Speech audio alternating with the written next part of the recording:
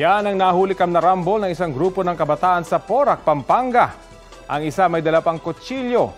Hinabol niyang lalaki na kaitim at sinaksak. Ilang sandali pa, nakisaya na rin sa pananaksak ang lalaking naka-blue na shorts. Base sa investigasyon, nagkapikunan sa basketball ang grupo na magkakasama rin pala sa trabaho. Patay sa insidente ang magkapatid na sina Matthew Carel Morden at Mario Morden Jr.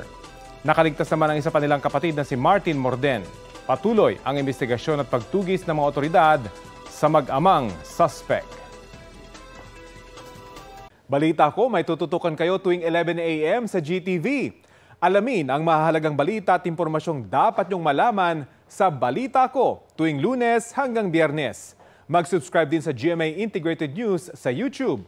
Sa mga kapuso abroad, maaari po kaming masubaybayan sa GMA Pinoy TV at www.gmanews.tv.